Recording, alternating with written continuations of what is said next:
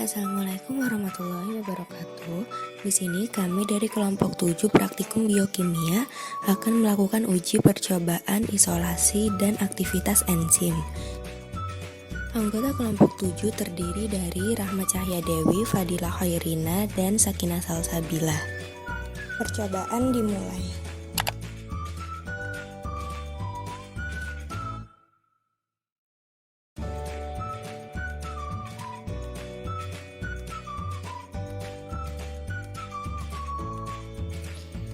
Baik, di sini saya akan melakukan percobaan uji isolasi enzim, di mana di sini digunakan kulit pepaya muda untuk isolasi enzim papain dan kulit nanas serta bonggol nanas untuk isolasi enzim bromelin. Cara kerjanya, yang pertama, kulit pepaya dan kulit nanas masing-masing dihaluskan menggunakan blender. Setelah didapatkan kulit sudah dihaluskan seperti ini, kemudian disaring.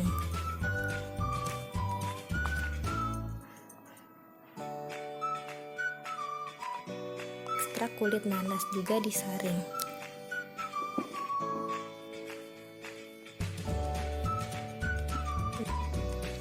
Kemudian filtratnya didiamkan selama 15 menit agar residu yang ikut tersaring dapat mengendap. Selanjutnya akan dilakukan uji aktivitas enzim papain, di mana 3 buah gelas disediakan dan masing-masing diisi dengan potongan daging ayam. Kemudian gelas pertama akan diisi dengan air sebagai kontrol, kemudian gelas kedua dan ketiga akan diisi dengan filtrat kulit pepaya untuk diamati. Setelah diisi seperti ini, kemudian ketiganya akan diamati selama 2 jam. Gelas pertama akan digunakan sebagai kontrol, gelas kedua diamati pada suhu ruang, dan gelas ketiga diamati pada suhu dingin. Kemudian dilakukan juga uji aktivitas pada enzim bromelin, di mana ketiga gelas diisi dengan potongan daging ayam, kemudian gelas pertama akan diisi dengan aquada sebagai kontrol, gelas kedua dan ketiga akan diisi dengan filtrat dari ekstrak nanas. Setelah ketiga gelas diisi, kemudian ketiganya diamati selama 2 jam dengan gelas pertama diamati sebagai kontrol, gelas kedua diamati pada suhu ruang, dan gelas ketiga diamati pada suhu dingin. Kemudian di sini saya akan melakukan uji yang kedua, yaitu uji aktivitas enzim. Ekstrak enzim dari hasil percobaan pertama atau percobaan sebelumnya, yaitu isolasi enzim, digunakan untuk ditambahkan pada susu.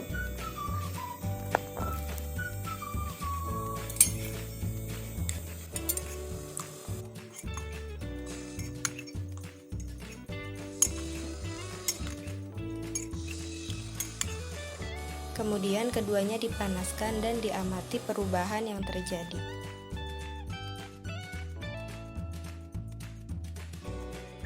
Di sini saya akan melakukan uji enzim katalase menggunakan sampel hati ayam.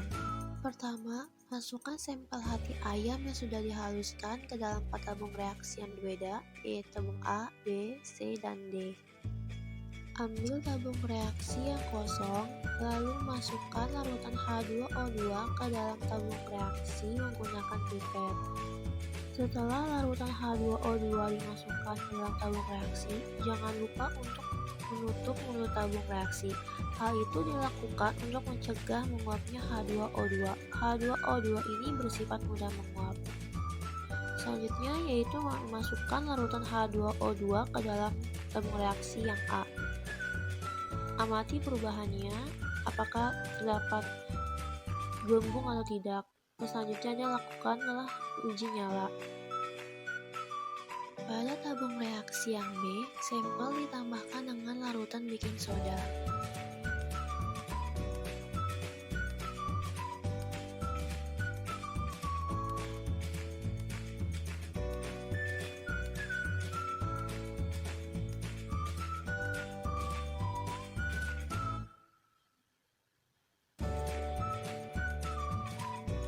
Lalu masukkan larutan H2O2 ke dalam tabung reaksi yang B dan lakukan uji nyala.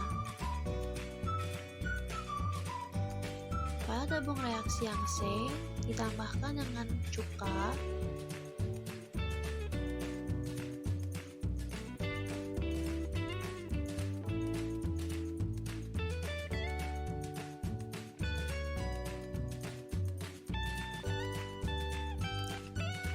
lalu campurkan larutan H2O2 dan lakukanlah uji nyala. Pada tabung reaksi yang D, sampel dipanaskan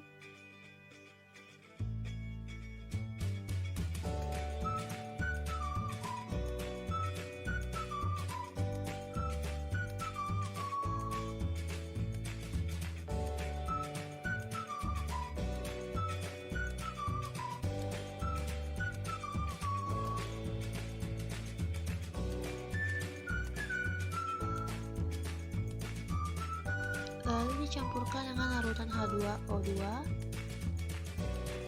dan lakukan uji nyala. Selanjutnya adalah uji enzim katalase dengan sampel wortel. Pertama, wortel yang sudah dihaluskan dimasukkan ke dalam 4 tabung reaksi yang berbeda, yaitu A, B, C, dan D. Untuk cara kerja lanjutannya sama seperti cara kerja uji enzim katalase dengan sampel hati ayam. Pada tabung reaksi yang A, sampel dicampur dengan H2O2 lalu dilakukan uji nyala. Pada tabung reaksi yang B, sampel dicampur dengan larutan baking soda lalu ditambah H2O2 dan dilakukan uji nyala. Pada tabung reaksi yang C, sampel ditambah dengan cuka, lalu ditambah dengan larutan H2O2 dan lakukan uji nyala. Pada tabung reaksi yang D, sampel dipanaskan, lalu ditambahkan dengan larutan H2O2 dan lakukan uji nyala.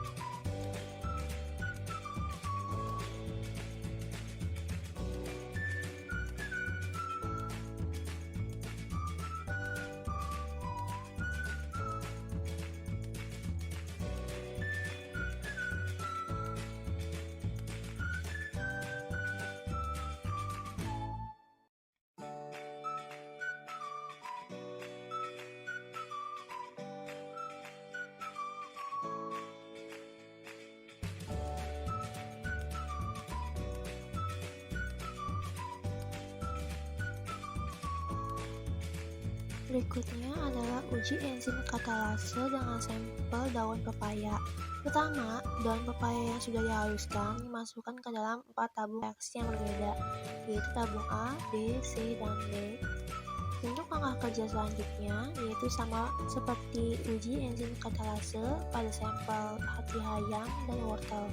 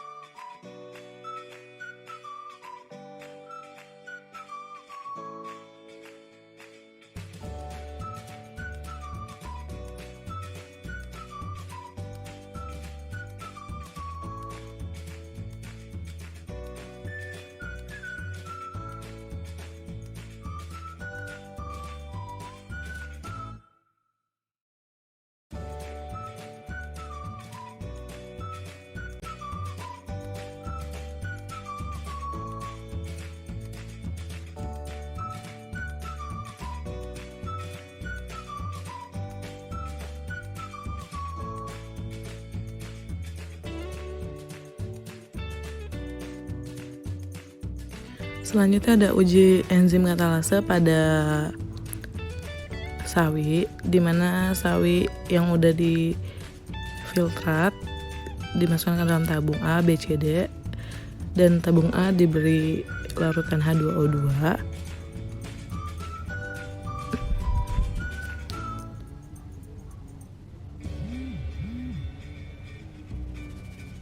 Dan masukkan lidi yang sudah dibakar oleh korek api, masukkan ke dalam tabung reaksi A. Selanjutnya pada tabung B masukkan baking soda ke dalam filtrat sawi.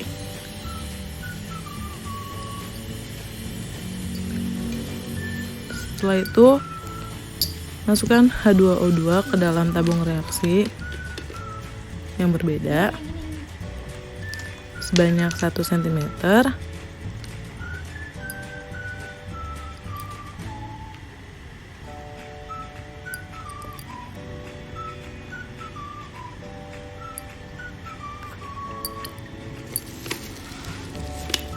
Selanjutnya masukkan larutan H2O2 ke dalam filtrat sawi yang sudah dicampur baking soda dan amati hasilnya.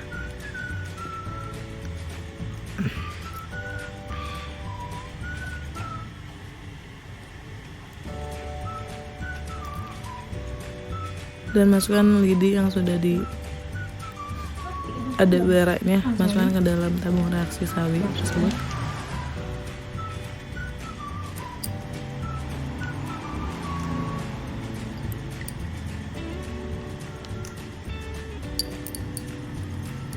Dan yang ketiga pada tabung C, di mana sawi yang sudah dimasukkan larutan cuka dan masukkan larutan H2O2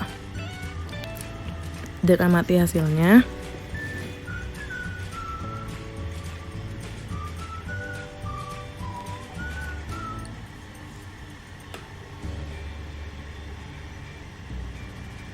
Dan masukkan bara api ke dalam tabung reaksi C.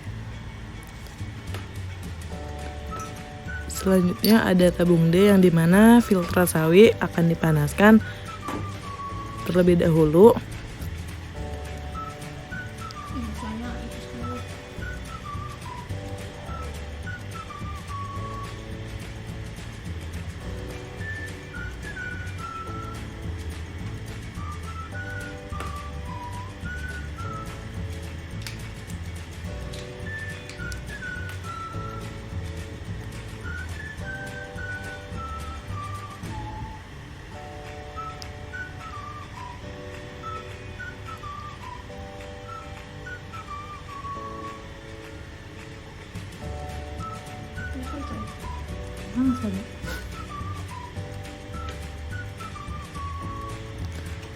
Setelah dipanaskan, seperti sebelumnya, masukkan larutan kedua ke dalam tabung reaksi yang berbeda.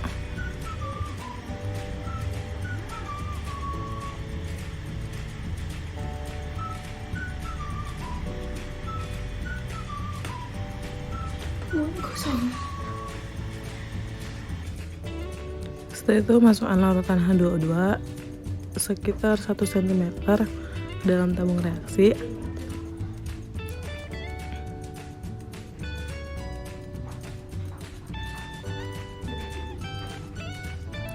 Dan masukkan larutan H2O2 ke dalam filtrat sawi yang sudah dipanaskan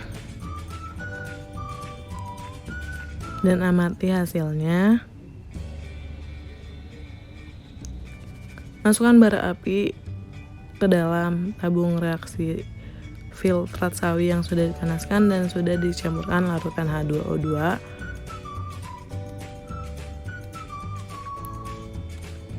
Dan amati hasilnya.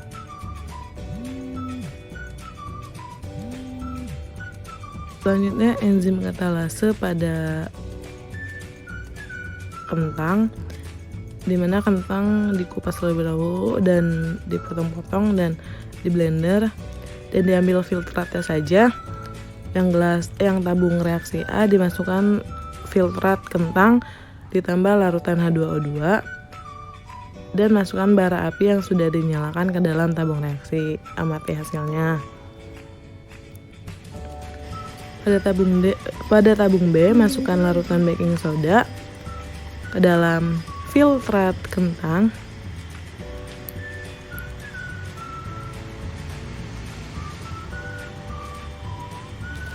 dan masukkan larutan H2O2 sekitar 1 cm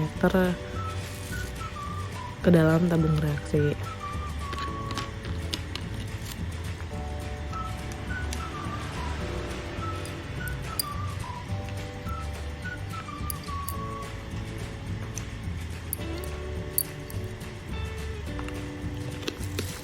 Masukkan larutan H2O2 ke dalam filtrat kentang yang sudah dicampur dengan larutan baking soda dan amati hasilnya.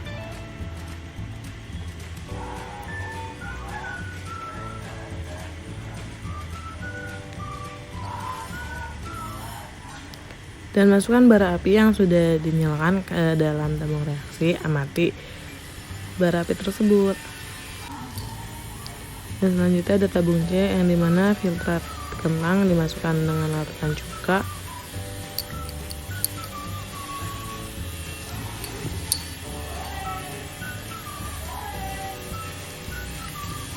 dan larutan H2O2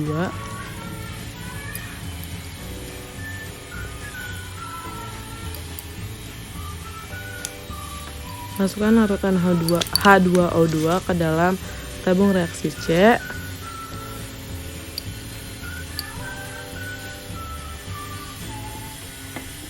dan amati hasilnya.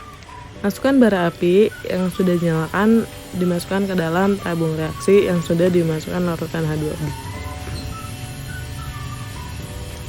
Amati perubahan yang terjadi. Dan tabung reaksi D di mana filtrat kentang dipanaskan terlebih dahulu dan larutan H2O2 dimasukkan seperti sebelum-sebelumnya ke dalam tabung reaksi yang berbeda.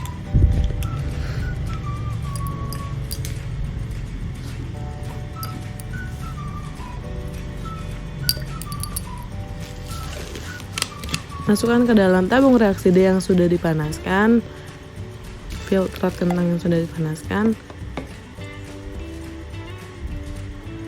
Amati hasilnya dan masukkan bara api yang sudah dinyalakan dimasukkan ke dalam tabung reaksi D di mana hasilnya itu tabung reaksi A, B, dan D sedikit ada gelembung dan bara api semuanya nyala, dan pada tabung C tidak memiliki gelembung sama sekali, tetapi bara api tetap nyala. Oh, ada.